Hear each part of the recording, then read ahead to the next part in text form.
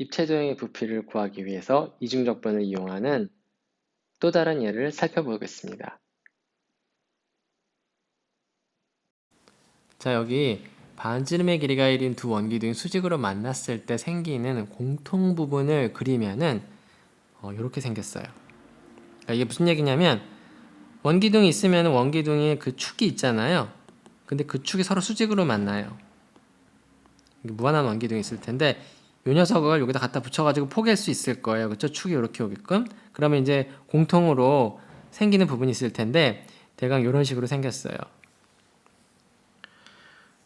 이 그림은 위키피디아에서 가져왔고요. 이 녀석의 부피를 구하는 게 우리가 할 일이에요. 자, 이 녀석의 부피를 이 입체 영역 오메가의 부피를 일단 세 가지 서로 다른 방식으로 계산을 해보겠습니다. 일단 이 영역의 부피를 구하려면은 우리가 적분을 하려면은 식이 있어야 돼요. 그러니까 이 영역을 구체적으로 식을 나타내야 되는데 반지름의 길이가 1인 두 원기둥을 다음과 같이 표현하기로 하겠습니다. 하나는 축이 x축인 거예요. x축이고 y제곱 더하기 g제곱이 1이 하니까 여기 축이 이렇게 있어가지고 요 안에가 되겠죠. 무한히 뻗어 있는 거. 그 다음은 이제 그 다음 영역을 이렇게 나타낼 건데 이거 무슨 얘기냐면은 y축을 축으로 하는 원기둥을 생각합니다. 반지름의 길이가 1인. 그래서 이 두 개를 폭에서 동시에 하나의 xyz 좌표 공간에 그리면 이제 겹치는 부분이 있을 텐데 그 영역을 내가 오메가라고 할 거예요. 그래서 x, y, g 이고요. 그 다음에 이제 두 기압 부등식으로 나타내면 y제곱 더하기 g제곱은 1 이하고 x제곱 더하기 g제곱도 1 이하예요. 이런 영역으로 나타낼 수 있어요. 물론 내가 x, y, z 막 바꿔가지고 다른 방식으로 표현하는 법도 있습니다. 무조건 뭐만 하면 돼요? 이 두 축이 수직으로 만나기만 하면 돼요. 근데 여기서는 우리가 어떻게 했어요? 두 축을 하나는 x축, 또 다른 원기둥의 축은 y축으로 한 거예요. 자, 이 입체 오메가를 g는 높이가 일정한 그 평면으로 잘라요. 자르면은 그랬을 때 생기는 단면이 어떻게 생겼느냐. 우리가 이 위키피디아 그림을 그리지 않으면 어떻게 생겼는지 처음에 모를 수도 있어요. 근데 이렇게 세팅을 하면 지금 공통으로 g가 들어가 있잖아요.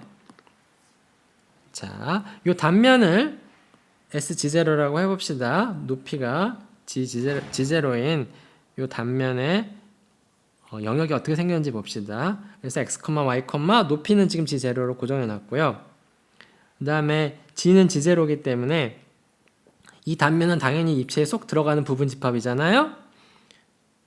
그러니까 y제곱 더하기 G0 제곱이 1 이하고요. x제곱 더하기 G0 제곱도 1 이하예요. 그래서 이 단면은 일단 높이는 G0고 x는 x제곱 더하기 G0 제곱이 1 이하다 라는 거는 무슨 얘기예요? 이거 원판 디스크죠? x축과 g축에서 원판으로 이해할 수 있죠? x제곱 더하기 g제곱은 1 이하니까요.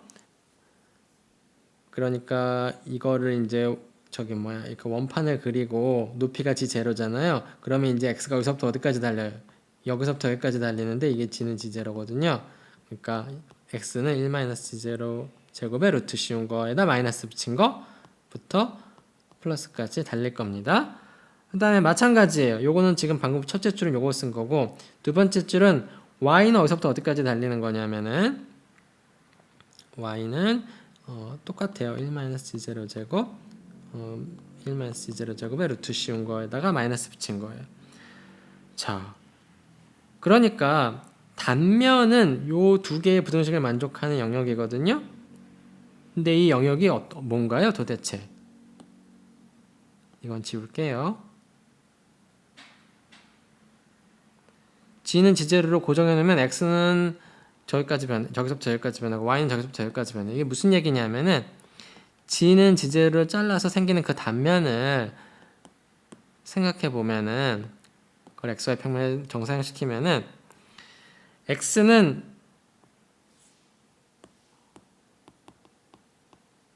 여기까지 달리는 거예요. 여기서부터 마이너스 1-g0 g0 제곱에 루트 씌운 거부터요. 여기서부터 여기까지 달리는 거예요. x는. 그 다음에 y는 똑같아요. y도 똑같이 이렇게 달리는 거예요.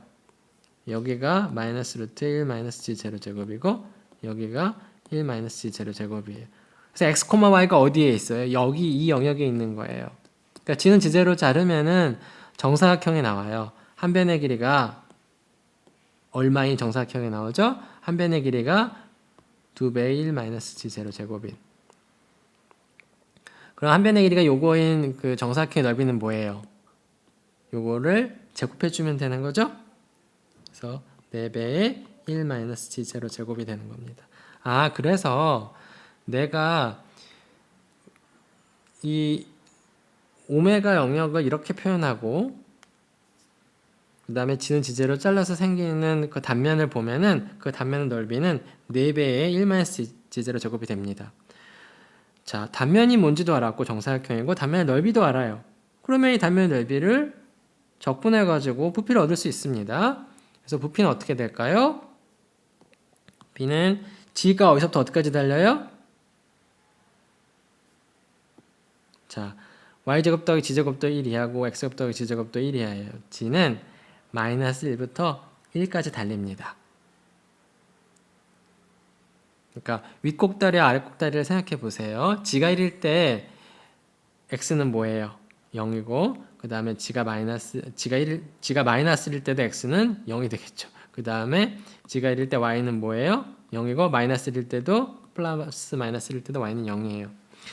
자, 그래서 g는 마이너스 1부터 1까지 달리고 넓이를 적분하면 되는데 높이가 g일 때 생기는 단면의 넓이는 뭐예요? 요거에 의해서 4배의 1 마이너스 g의 제곱이 될 거예요. 이 2차 함수를 g에 대해서 적분해가지고 마무리하는 건 여러분이 할 일입니다. 자, 이게 한 가지 방법이에요. 단면의 넓이를 적분해서 부피를 얻는다는 건 누구나 알아요. 여기서 근데 중요한 건 뭐예요? 그림을 잘 이해를 하는 겁니다. 그리고 시작할 때 이렇게 세팅을 해야겠죠. 오메가를 어떻게 표현할 것인가. 부등식 영역을 이렇게 나타냈습니다. 여기서는 g를 공통으로 갖다 놓고 하나는 x축으로 가는 원기둥, 또 하나는 y축을 축으로 가는 원기둥 영역이 됐습니다. 그래서 이렇게 계산을 할 수가 있고요. 자, 또 다른 방법으로 이 영역 오메가의 부피를 구해보겠습니다. 여기서는 단면의 넓이를 적분해서 부피를 얻었는데요. 이번에는 높이의 차이를 적분해서 부피를 얻을 거예요. 그러면은 높이의 차이를 적분한다. 무슨 얘기냐면은 윗뚜껑 함수와 아랫뚜껑 함수를 찾겠다 요겁니다. 그러면 이 자식 그림과 이 부등식 영역을 잘 이해하는 거죠. 윗뚜껑이 뭔지 몰라도 내가 윗뚜껑 함수를 f2x,y라고 두고 아랫뚜껑을 f1x,y라고 두면은 이것과 이 녀석의 공통 정역에서 이 차이 함수를 적분해서 부피를 얻을 거예요. 자, 여전히 이게 입체이기 때문에 3차원상에서 생각하는 거기 때문에 쉽진 않은데요. 자, 이번에는 어떻게 할 거냐면요. 우리 구하고자 하는 영역을 2라고 표현할 거고요. 이번에는 G축이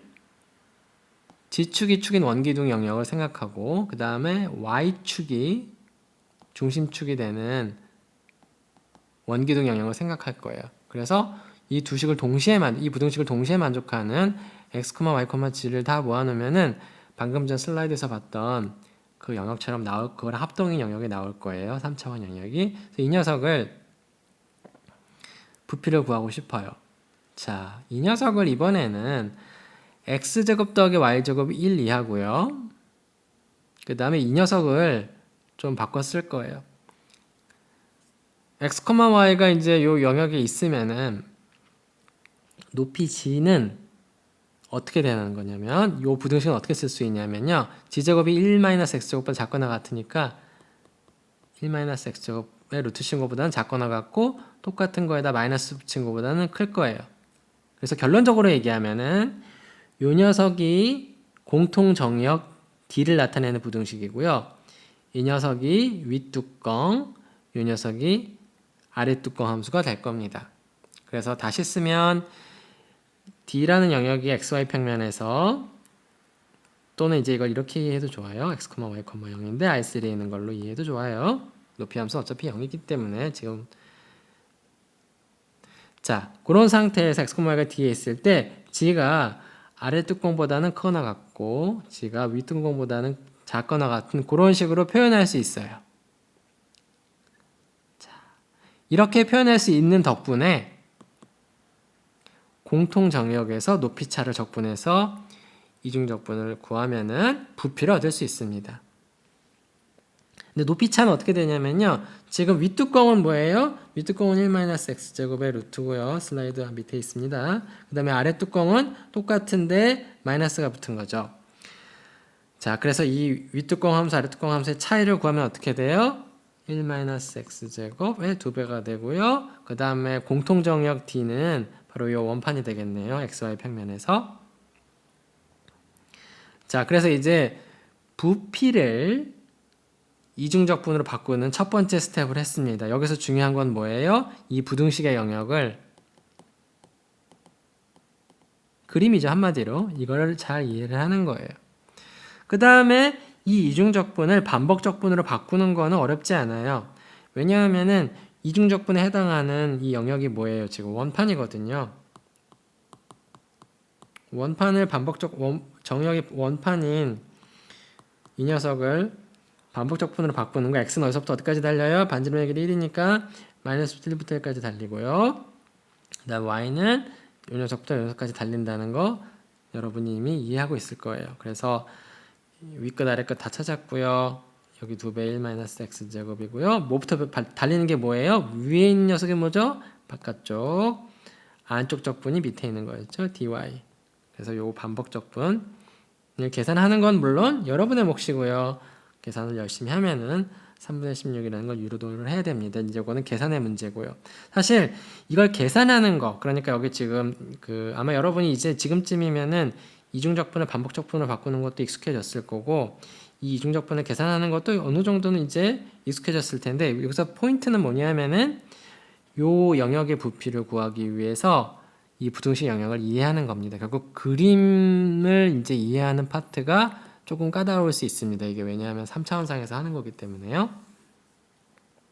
시각화하는 게 그렇게 쉽진 않지만 이제 요 부등식의 의미를 기하학적으로 이해하는 게 여러분이 신경 써야 될 부분입니다. 자, 세 번째 풀이는요. 똑같아요. 똑같이 이제 방금 전에 했듯이 요 영역에서 요 함수를 중적분하는 문제를 바꿨고, 이번에는 요 원판에서 y를 먼저 변화시키고 그 다음에 y를 먼저 달리게 한 다음에 어디서부터 어디까지 그 다음에 x를 변화시키는 거예요. 그래서 결국에 여기서 하는 일은 이것까지는 이미 했고 이전 슬라이드에서 요거를 이제 반복적분으로 바꾸는데 y를 먼저 달리게 하는 거예요. 그렇게 했을 때 생기는 반복적분을 계산하는 것도 여러분의 몫이고요. 그걸 3분의 16이라는 걸 얻으면 안도를 할 수 있겠죠. 계산이 아마 안 틀렸을 테니까요. 물론 답이 맞다고 해서 여러분 계산이 안 틀리다는 건 아니에요.